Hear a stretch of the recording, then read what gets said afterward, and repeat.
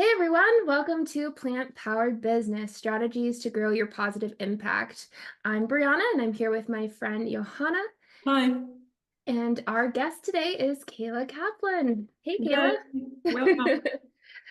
Kayla is a San Francisco-based food and nutrition nerd, self-proclaimed nerd, writer, published researcher, and curious vegan known to the internet as Oy Vey It's Kay. Her food newsletter where she writes about food system news from a curious vegan perspective. After earning a Master's of Science in Food and Nutrition Policy and Programs, Kayla was a nutrition communications expert for plant-based CPG food and drink brands and food tech startups, and she recently transitioned to a role in animal advocacy. Welcome, Kayla. We are so excited to chat with you. Yeah, happy to be your nerd for the podcast. So to kick things off, we always ask our guests, why veganism? Why did you decide to become vegan? What was the choice like for you? Absolutely. So mine is like pretty selfish, I would say, which is not usually how people start their vegan journeys, but I was a freshman in college and I'd been vegetarian since I was 12 because in Hebrew school, our rabbi showed us the Food Inc. documentary to try to Well, the importance of kosher meat, and it scared me. And I was like, I'm never eating meat again, and I have not. So, and then I didn't really know a lot of other vegetarians or vegans, so it really wasn't like a goal, a progression thing. I was like, I'm vegetarian, I'm good, I'm 13, I know what I'm doing. And then I was, 18 turning 19, I was in a dorm and I loved cheese. I was severely lactose intolerant, but I like loved it. I was like a block of cheese, a little bite, that's my snack for the day. Too broke to have crackers. And then I just wanted to Mhm. see if I could give it up. And I challenged myself to like do it for a year to just see if I like had the self-control, which isn't a super healthy mindset. But I did. And eggs went with it because they just started grossing me out the more I thought about it. Yeah. And after a year, I was like, I did it. I had a plate of dairy nachos. It made me so sick. And I have been vegan for 10 years since. So it became an ethical journey like very quickly after that. I started to seek out resources, but not until like 2 or 3 years into it, and then started really to put intention behind it and expanded it beyond diet to like lifestyle and the clothes that I buy and what I'm decorating with and all that kind of other stuff. And now I am like a notoriously still vegan person who everybody's just like, you're still vegan? Yes. Okay. or you still get these questions like after 10 years. Oh It's yeah. I keep a list. I actually keep a list. It's easier. yeah. Yeah, people, yeah, it's like people are funny sometimes. I find like but yeah, cool. Thank you so much for sharing. It's so fascinating to hear, yeah, the various stories people have. So you've been around for a while, like kind of having different roles in the vegan and like plant-based movement. And you're good with like personal branding, or it's one of your like expertises. So how do you, would be interesting to hear, how do you kind of approach marketing for yourself and building your personal brand? And like a second question, you have a Substack, so I would be really interested in hearing about that, how that fits in, and what made you start that, and how it's going. So, Awesome. Yeah, thank you. a lot of questions. Two great questions. I think personal branding is an accident. I have a bachelor's in human biology and a focus on human health and disease. And then I did food research at my university for a couple of years after I graduated. And then I went into a master's of basically food policy and applied nutrition. It was the mouthful that Brianna said up top. Um, all science. But I loved to write and I like loved food, but I until I like started doing research in food and I went to grad school in a food and nutrition program, I didn't really know that it could be a career. So I was kind of just doing this like Instagram thing on the side when it was fairly young. I didn't really have an Instagram until my friends were like, people just post food pictures. You should stop Snapchatting your like crappy images on there and like try to take better pictures and put them there because like stop Snapchatting them to us basically. And that was again like 10 years ago. And I was like, okay. let's try it. And I just started doing it in little restaurants in my tiny college town and having fun with that. And it kind of grew out of that as I learned the social media landscape. It was just kind of playing around. And then it kind of became this, you're talking about personal branding. The vegan thing was very strong for me, but as soon as I kind of started realizing that you can personalize your vegan practice and you can bring like your perspective into it, you don't have to be the like preachy baby vegan, you don't have to be the documentary person, you don't have to be like a certain type of way. I was able to put my personality into it. And it just kind of naturally shifted to nutrition because that's what I was studying and learning. That's what that's what I'm qualified to really talk about most. The food system is a really big part of it. But then also my like Jewish perspective, mostly culturally, because like those are a lot of the foods that I am veganizing, and sharing just kind of how I do that in a tradition where a lot of people don't think that you can do it animal free. And then a lot of people were like, you should maybe back away from the vegan thing because it's like pretty harsh and nobody really wants to hear that. And it's better if you say plant-based. And it got to that point. And I was like, I think I'm good with that. Thank you, but I appreciate it. Well, you're never gonna get the reach. It's too niche. And I was like, that's fine. And then all of a sudden, niche became a really great thing in marketing and branding. Like the mass appeal kind of thing, the very clean aesthetic on Instagram. Yeah.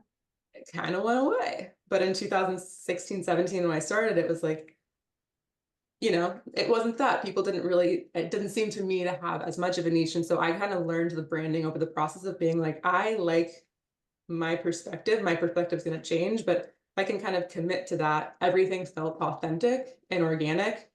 And I really was doing it because I had no desire to be an influencer. I really wanted to do science communication. I really loved to write. And I kind of wanted to see if people liked what I had to say and how I was saying it. And then after grad school and after being laid off from a tech startup, I started my Substack. So kind of weaving the two questions together.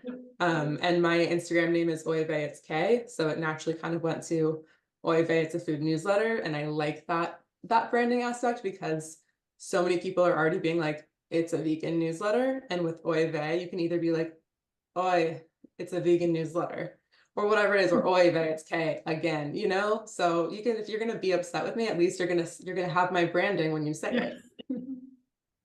Although I don't know if I can claim Yiddish as mine, but it's fun. It grew, and I love Substack because there's a lot more control than the social media algorithms have, and Instagram has just been so tricky over the last few years. And so I really just started to prefer somewhere where I can focus on my content and it can reach people who want to go in depth and have nuance rather than like fight me in comment sections. So Substack seemed like a much better use of my time. It also has a longer character limit, and those little social media comments are not enough for me. So kind of the journey. That's so funny. I've found myself being cut off by Instagram a lot recently, so maybe I need to explore Substack instead. You got a podcast, gotta get it out there. Yeah, exactly. Time limit. Since we like dove in a little bit on branding, and that's such a juicy topic, I'm wondering if with your experience in the plant-based food sector generally, if you have any thoughts on the mixed messaging that's coming up with the declining sales and companies are struggling, but then on the other hand, we see like alt proteins kind of booming. So it seems like there might be some branding issues, like we just saw Impossible come out with a big rebrand push, and now they're meat made from plants, things like that. So what do you think's happening with like branding and identity and like messaging in the sector? Yeah, I think that's a great question, something like super in depth that I'm trying to figure out the answers to. So I will Yeah. say that my experience was primarily with really young startups in the Okay. plant-based natural food sector. And some of those brands are now, in Whole Foods nationally and expanding to a lot of SKUs. And it's really cool to see like these drinks that I was tasting at events in Boston are now in stores by me in California. And so I think that there's kind of a lot of separate journeys that you just brought up, which is really small, bootstrap, like people who are at farmers markets, who are doing vegan markets and pop-ups and like kind of getting in their scene and watching them grow locally has been something that I've loved to see. And those are people that are still deeply affected by everything with like everything that just changed in society with COVID, right? Making it a lot harder for small businesses to like get through because they couldn't get to people, making them really creative. And some of them did some incredibly innovative things. But I think we're seeing that shift. It was a huge boon for alternative proteins and for like bigger food companies and very techy food companies during COVID. They got a lot of investment.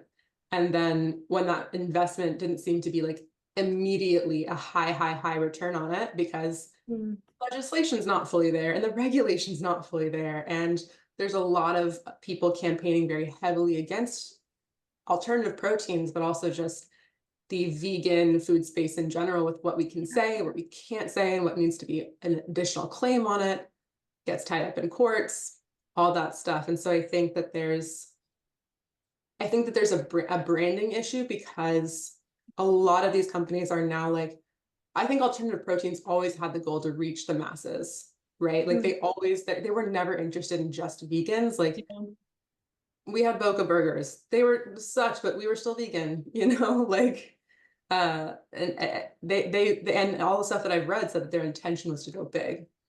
And so I think when you're figuring out that branding, especially how consumers have shifted a lot, because I do think that consumers have gotten a lot more flexible, like as omnivores, or plant forward is a thing, or plant-based is a mass appeal in the marketing sense. And so I think that branding is kind of reflecting how they're trying to capture consumers, but also how those consumers' perceptions are changing. But consumer perceptions are influenced by the food industry so heavily, and by lobbying groups, especially in the United States, like, and a lot of other governments in Europe too are having a hard time like trying to regulate or ban cultivated meat sales and all that kind of stuff. So I think that there's this like very big system-wide shift that's happening. It's affecting what the companies can say on the package, what the consumers think they want to hear on the package or read on the package, and then how these like large rebrands are trying to go after that. We just saw that with Daya as well, who used a huge, like a really big ad agency to redo everything with the intention of being like, we really don't care about vegans. Put us on your cow burger. We knew that before Daya. I mean, I get it. You go after your side, but a lot of these companies are just are going to the point where they want to alienate some people to go after their target audience, and it's a strategy. It's a strategy. I don't know. What do y'all think?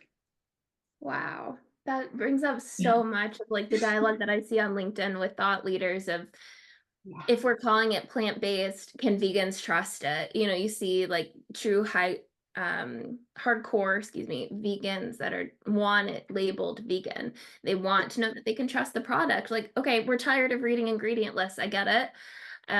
But at the same time, I totally hear what you're saying, that the goal is omnivores. And sometimes in order to shake them and say, hey, this is for you too, like, we're not this niche product, you have to be as blatant as Daya was, right? You have to say things like Impossible is with, we're meat, and then like little letters, made from plants. Like, and that's gonna, like you said, alienate a lot of vegans. I know, like, we're recording this on June 4th, and last week, I think it was, Miyoko had this very long LinkedIn post shedding light on how, in her opinion, the vegan movement, plant-based movement had kind of lost its way, that corporations were after profit and growth instead of change. And I see where she's coming from, but at the same time, Kayla, you and I both worked in diet change, and every meal, every choice, every substitution matters in diet change work. So at the same time, I feel like there's a space in branding for it to not be one or the other. And maybe some of what we're seeing in this mixed messaging is them trying to find where that sweet spot is. And a lot of companies are choosing to overcorrect with very blunt language. And we'll see how the market responds to that. But it is an interesting time for sure, because this is probably, I've been saying this for a couple of years, but this is probably the most growth we've seen in the plant-based food sector in a while. right? And so it's all new. We don't know what to expect. Like, what will this look like in 10 years? What will the audience and the market tell us in 10 years? How will it correct? It'll be interesting for sure. Yeah, absolutely. Yeah, I think it is interesting. And I also don't believe that vegan capitalism is going to like save us, essentially. I don't think it's going to, Right. I don't think it's doing anything revolutionary to shift us away from our current industrialized food system, the centralization of the food system, the consolidation from, excuse me, really large global conglomerates. Like, we haven't seen it shift away from that. It's very hard for brands to stay independent. There are some incredible legacy brands in the space that have done it, but it's rare. And so I think that influences. It's not a separate food system, which in the media and kind of the LinkedIn posts that you see from people from either the very heavy pro animal ag side, or the very vegan side, or the very alt protein thought leader side. I think it's really clear that we are not in a separate food system. And I think maybe that messaging and that branding needs to reckon with that first. It's not just like different target groups of consumers. Like, we are all in the same food system, and vegans are traditionally getting their food all over the world from the same food system as everybody else. We're shopping in the same grocery stores, even though we would all love to have a local vegan market that we could go to that was affordable, that had all this stuff. But we're all in the same store. And so there are a lot of tactics that people are trying out, but ultimately grocery stores haven't changed that much either, right? The online space has a lot, and I worked in grocery e-commerce on the back end of things for product attribution to help people try to find what they're searching for online, however they're searching. But it hasn't changed that much. We have all this technology. We do have all these novel products and all these really cool brands doing things and having cool branding, and it's all still to get off of a grocery shelf and get into people's carts. It's to hook them. And so we haven't really gotten to go past that. And I think it's interesting that people want to see vegan more. Some people want to see vegan more, and I don't mind. But I think we all know vegan doesn't really mean anything on a label. Nope. I picked up vegan kimchi from Grocery Outlet in December that had fish in it, and that was a labeling error. That was a complete labeling error. I went back and forth with the company. Oh, good for you. Wow. It wasn't a full recall because but it's not a regulated term, and it can be misprinted, and you have to check. But I brought that home because I saw vegan. Right. I saw that it was on sale. I love kimchi. I put it in the cart. I brought it home. I turned it around, and there's fish in it, which for me is less of a big deal. I'll give it away. If I had an allergy to that, because it is a major allergen, we would have a problem. And so there's also mistakes happening. And I don't think that discussion of like what we want to see or we don't want to see is coming back down to, and this is connected to like the same food system, the problems we have with allergen labeling in the United States. Yeah. That it's so like ballooned that it's not super clear. It's made in the same factory as, okay, does it share equipment? Is there like air contamination? How is that helpful to somebody with a severe food allergy to know that it's generally around like rubbing shoulders with foods that they can't eat? That's not a helpful thing. So that person, if they have to be really safe, they're not going to buy it. Very similarly for vegans, right? Like we all have exactly what we want to see to be able to trust a product. We know that trust in institutions is going down. So it's not like we're like, yeah, FDA, tell us what to eat, because a lot of people don't follow that. No. So we all have very specific things we want to see on the label. And I understand wanting to see vegan. I think third-party certifications are like can help us get there, but aren't fully transparency. And so what I think that we all in the entire food system, however you eat, however you identify, I think we all need to push for greater transparency. I'm glad that we can see vegan products saying milk and butter. I think that's a huge jump in progress for us. I'm also a regulatory nerd, a little legislative nerd. So I love following that labeling stuff and seeing the fragility of the animal ag industry. But I would so much rather never see the word vegan on a package again. If you could tell me exactly what was in it, what it was sourced from. Don't make me look up what your lactic acid came from or your vitamins. just kind of, if you could just tell me and the problem is a lot of these companies don't know. So even if you take on that burden as a consumer to go and ask them, they'll tell you they don't know. It's a different co-packer here and there. You can't guarantee the sugars, bone char free, right? I feel like we've all kind of, if you have the time and energy to kind of do that stuff, you try, but we can't get there yet. And so that's my little kind of, if I'm niching down into my little take, I would so much rather we push for greater transparency in all aspects of our food labeling and food sourcing and the food system, Yeah. so that we can make informed choices that are best for us as an individual and not just like blanket, this is what vegans want. Yeah. I'll get off my pedestal on that one, but Loved it. No, loved it. Yeah. Yeah, well, it's such a good point, and like transparency in food system in general, like it's such a huge topic, and I mean, we are like where we are, and people are so far removed from understanding how food is produced because there's no transparency. Like, so yeah, such a good point. Going back to kind of more marketing and copywriting. So you're a writer, and like I checked out some of your writing. You're a great writer, in my opinion, and you've also worked as a copywriter. How did that happen? Like, what drew you to copywriting? Yeah. I thank you for checking out my work. I'm always embarrassed. I'm like, oh, you. I don't really know. I think it just became like that's an avenue that people will actually pay you to write. Mm. There's not a lot of opportunity. I'm not a really quick journalism person, so getting into like news wasn't really for me. You know, so I've written a couple pieces in vegan magazines. It's not very lucrative in that either. And I started doing this in grad school when I like really needed money. But I found that I could work with other brands, and I specifically kind of went into that plant-based, natural, for whatever that means, CPG industry, because I knew how to talk about that food. I was already doing it to friends, coworkers, whoever asked me a question because they overheard me at a restaurant being vegan. They heard that I studied nutrition. So I'm already having a lot of those conversations. And I found ways to effectively communicate that, because we all said, like, we can have the list of vegan questions. I know what you're going to ask before you ask me, and I know what answer I'm going to give you, and I know how you're going to push back on it. And so I think having those conversations that we all have in our daily lives, it made sense to just kind of put that into copy, or at least be informed by that when I'm doing it. And it was really trial and error. These small brands took a chance on me. I did some kind of like unpaid work or collaborations to see if I was good at it. And I helped sales. I helped people with their pitches if they were going to pop-ups and markets.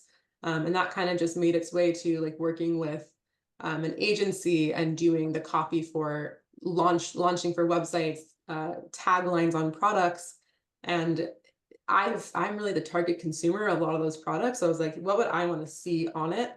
And hoping to bring a little bit of integrity to it with a nutrition background, knowing what claims I can make, having taken some classes and some training on nutrition claims, which I would love for more food marketing teams to kind of be educated or go through any kind of course, or to hire a nutrition communications professional.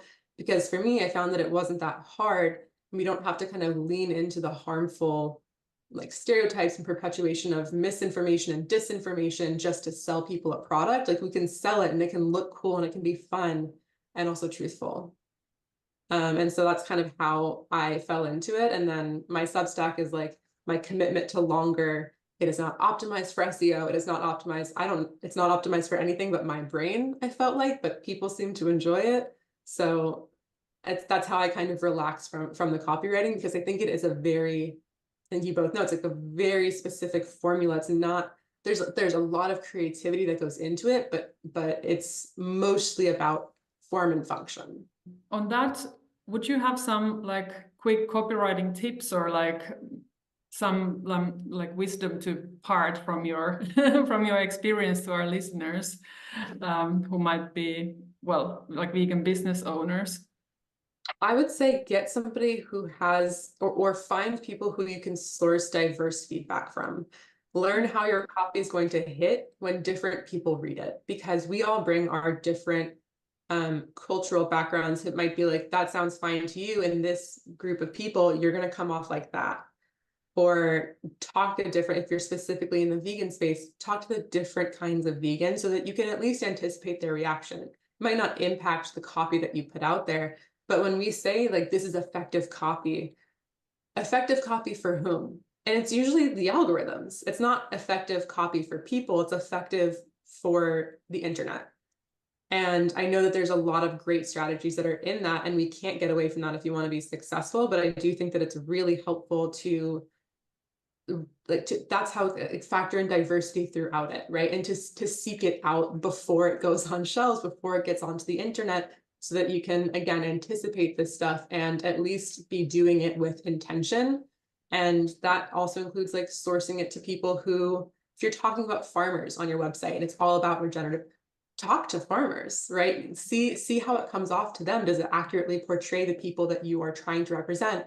If you're a direct trade company, right, what do the people that you're working with on the other end of your like your sourcing, what do they think about how you're talking about them? I think that there's some respect that needs to go in a lot of different directions, which might be like not a quick copywriting tip, but that's what I have found that made it effective, because again, I drive with authenticity and trying to be, again, truthful, and we can impart some of that transparency in our copywriting by just like committing to good information, packaging in a way that like we know will do well in SEO, we know will do well on shelves, on packaging, all that kind of different stuff. Such a good answer. It's so important to make sure that you're actually resonating with your target audience. Gosh, I know Johanna and I will jump on these calls, and before we record, we'll spend a few minutes just venting. Sometimes there's a campaign that just absolutely missed the mark, or did a different strategy that we're like, oh man, why didn't they test this? How did this get through? I know many marketers, many copywriters will have their own pet peeves. Do you want to share any of yours, or an example that you've seen recently of something that you're just like, oh, why?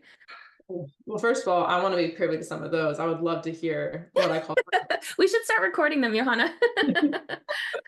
behind a paywall, recorded behind a paywall. There you go. This is where you create a Patreon. Little pet peeves. No, I think that there are a ton of little pet peeves. I'm gonna be a little repetitive. I just can't stand seeing nutrition science taken apart and repackaged to fit a product. Or especially if that science, if you can go and look it up and it's like on a foundation of an industry funded study.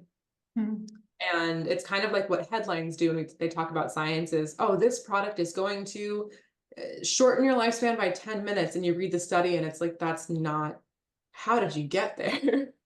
And so I think when I see that, and because marketing claims and nutrition content claims are so popular and they're done, they have a specific formula, they have to be very specific. And so what I've seen is kind of a reaction to the greater regulation of claims, which I am for, but they'll start to pick other words that don't have a ton of meaning. And then like we get clean.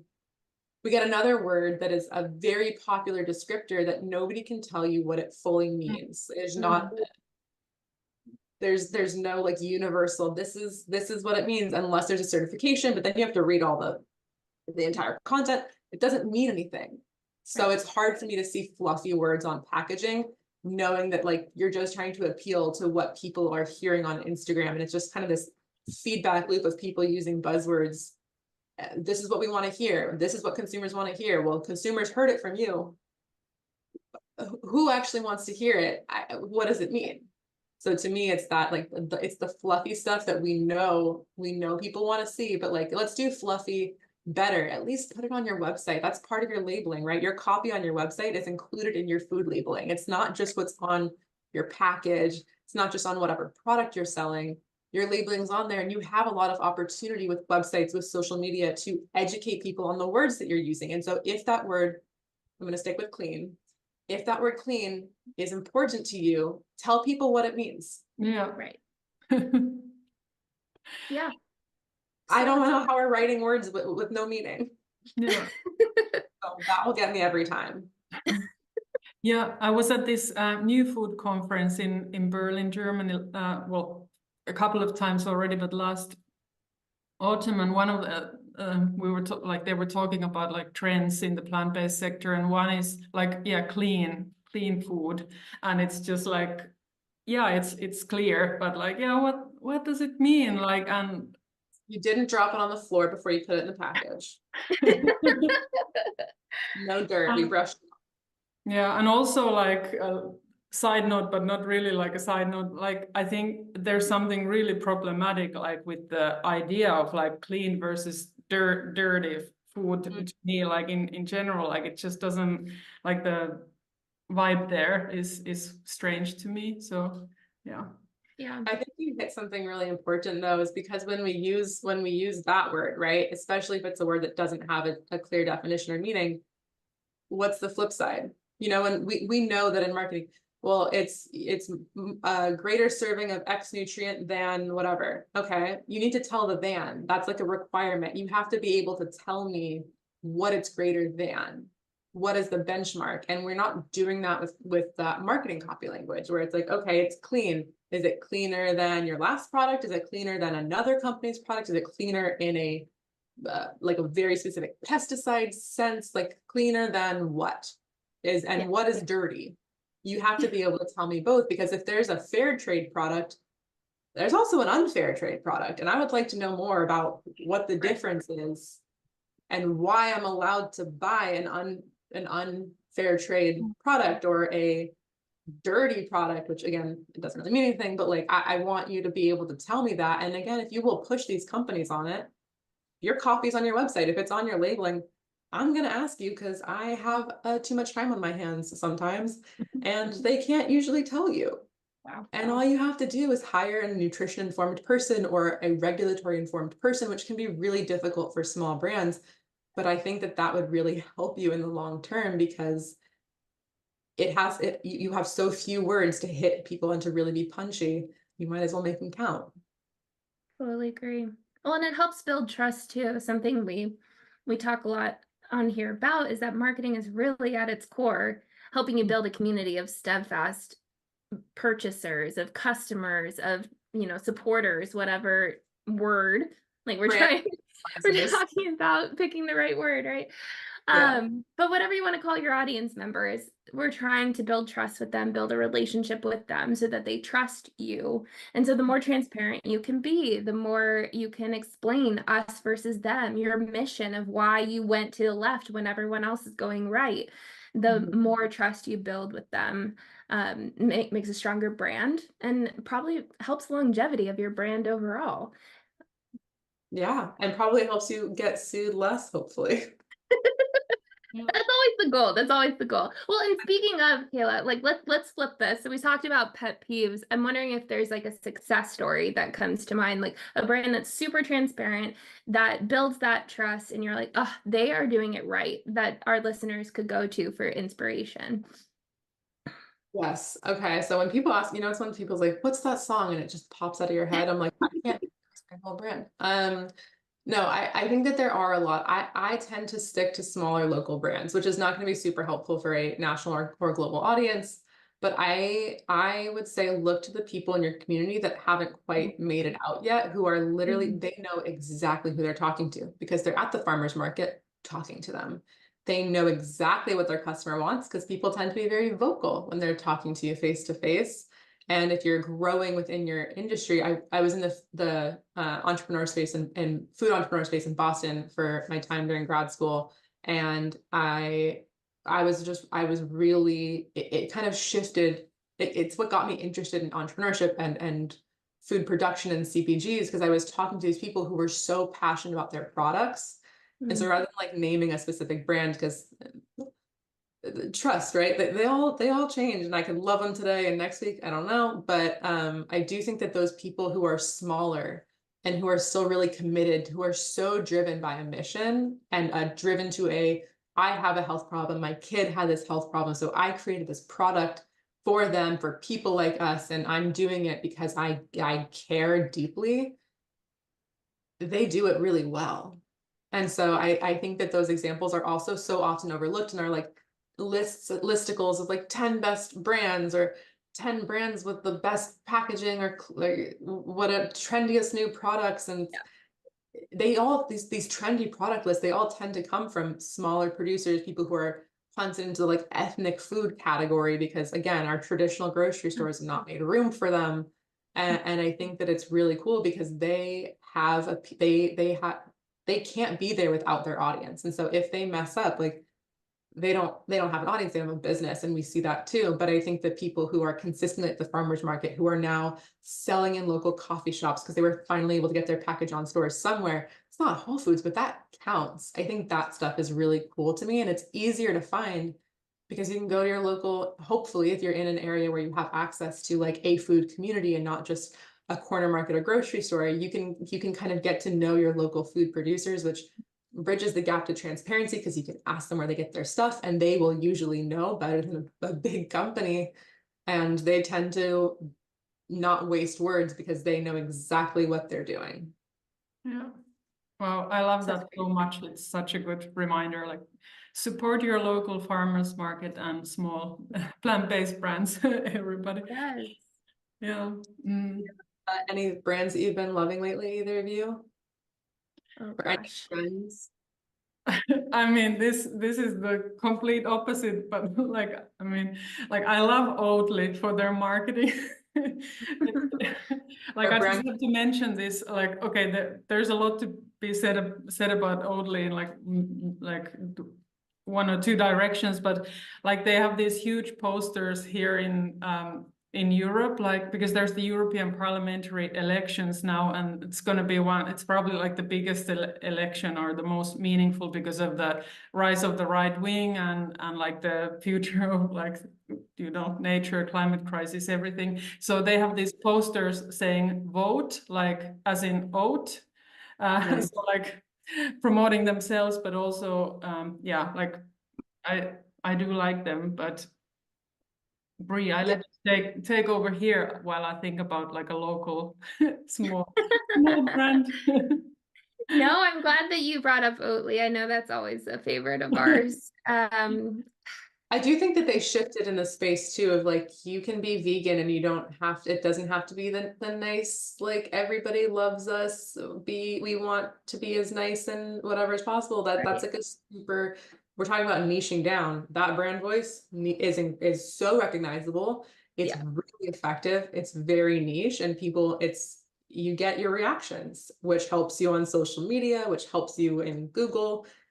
Those campaigns are so like, it's a campaign where either you see so many like kind of cool ads and you're passing by a bus stop or whatever, but it's not always recognizable of who it is or what they're selling. But Oatly does both, I think, really well, where they catch your eye and you know their branding is so strong globally. So I think that's a really cool example.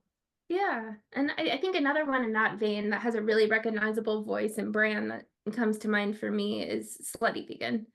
Nice. Everything Pinky does is just like so on brand. You know it's her. You know, like talk about trust. You know what to expect every time she posts. You know that every location, every account that they create per location is going to have the same brand identity, the same values, the same voice. So their customers become raving fans because they come there for entertainment, for good vegan, fast vegan food. It's accessible. And talk about bringing in new voices to the movement. And no, we could go down this rabbit hole, Kayla, because I've gone down it with you before. But especially in the US, veganism tends to be whitewashed in a lot of ways. And so voices from women, minority-owned businesses tend to get lost in the noise, but Pinky has disrupted that. And I really, really admire how she built her brand so quickly, and how she resonated with people and built out a sector of the movement that was being ignored by this larger, mostly white section of it, at least in the US. For vegan fast food, absolutely too. And I've never had the privilege to go, but I've always wanted to. And I think that Slutty Vegan also has a reputation that was built on their food being really good.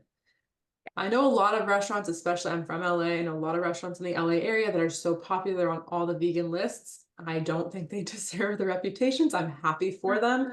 I am not personally going to go out of my way to spend money there.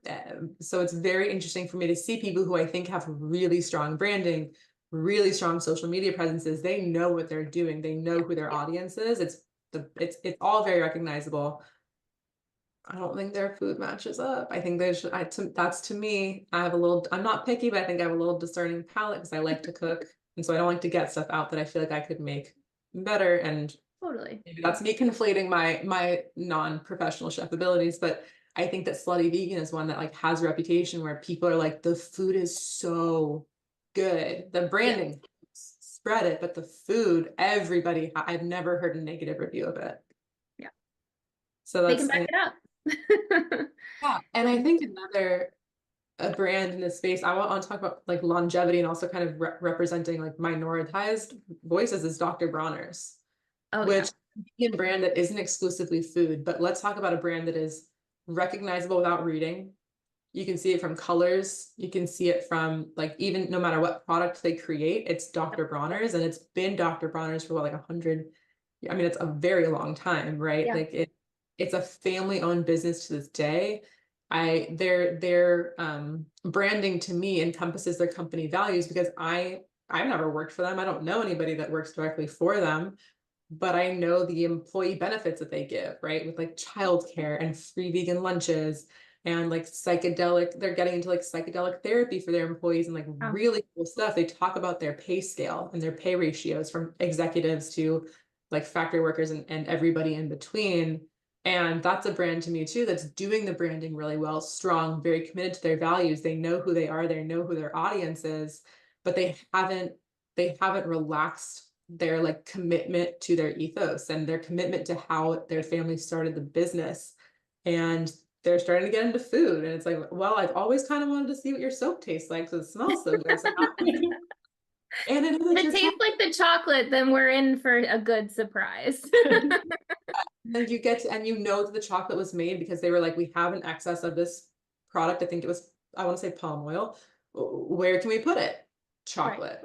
And there's not a lot of brands that I trust, but I would say that I trust Dr. Bronner's, and I've been buying their soap forever.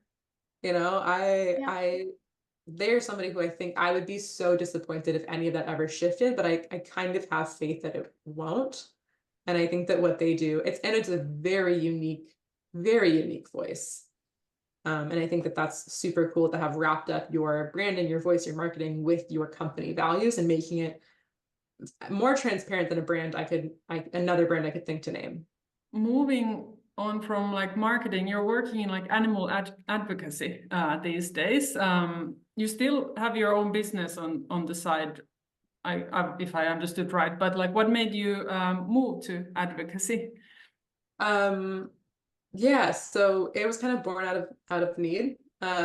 So like I said, I was very unemployed for 2 years and kind of started. It's a really hard time to find a job in my little nutrition communication space, not for lack of trying, but I kind of turned to the brands that I've like known and love, or companies or organizations, and started to do some contract work and figure out kind of like what I was good at, so that when I was applying to full-time roles, because in the US, it's fairly important to have a full-time job so you can have, you know, healthcare. And I started kind of doing that, and that's how like the copywriting business got up, and you know, going to events and helping people pitch their product and going to conferences. And I really loved that. And I do consider, so like my writing business is my like my biggest side hustle. It's been on pause because just had life things going on, and I finally let myself like take a break. But I got into the advocacy role because I was doing work for a nonprofit as a contractor, and I was doing their social media management. I was helping them with copy and just content management in general. And eventually that turned into a full-time offer, which is very rare for nonprofits to be able to do that. And so I feel really lucky. And it's in a space that I feel like super supported. And as much as I love working in the vegan food industry, I really do feel like this is my little niche within the niche of like caring about animals, representing like my Jewish identity, culture, and values, because it is a Jewish organization, and also being able to like do work at a systems level, at a community-wide level that feels like very impactful in a way that I haven't really seen from other places. And so it was just a normal social media management job that kind of grew into something where I get to learn every day, and I'm excited, and I do feel like I can see the difference that I'm going to make. And I'm not like looking for the next client necessarily. But I'm still doing, my writing on the side and trying to keep my own personal creative outlets that are, a very small but income stream. But it is really cool to have a full-time job where I like feel fulfilled at the end of the day. And so getting into this space is so new to me, especially full-time, but I feel really excited and hope that I can stay there for a while, depending on, how everything goes. So far, they like me. So They love you. I think I can speak for them. I saw Jonathan at Ava, and I can say that he's still very happy. I just want to jump in real quick and emphasize what you said about having a full-time and still pursuing other projects on the side. A question I get a lot from other copywriters that are in this space or want to branch into working with nonprofits or plant-based businesses, whatever it may be, are, one, is it doable? But then two, how? And can you mix and match and have a full-time job and still do this work and still make an impact in the movement? And so for our listeners especially, I do it too. I work full-time and I have freelance clients, and while it's stressful at times, a little behind the scenes note, I was just telling these two lovely ladies that I was very stressed with a freelance client on top of my normal workload. So it comes in waves, y'all, but it is absolutely possible to have a broad impact and have the security of a full-time job and still dabble with freelance clients, still build a business of your own. Everybody's journey looks different. So just find what works best for you. yeah, that's a great message. Wow, I feel like we could talk to you for at least another hour, but we're slowly running out of time. Where can everybody listening to this learn more about you, like follow you? Time to share your socials. You did mention your Substack, but yeah, I mentioned it. Thank you. So my Substack is Oive. It's a food newsletter, and it's on Substack. Or you can find me as Oive. It's K, pretty much anywhere on the internet. I'm loving Threads these days. That's been a fun new little platform for me. They're starting to put analytics there, so we'll see once the novelty wears off. But yeah, anywhere on the internet, I'm Oive. It's K, or you can find me. Yeah, that's pretty easy, and hopefully I'll be getting back to doing some more content soon. So definitely subscribe to the Substack if you want to stay up to date on news in the vegan food space and the non-vegan food space. I have stuff to say. We'll put a link to it as well under the Yeah. video for anyone that just wants to click. Please do support Kayla and all that she's doing.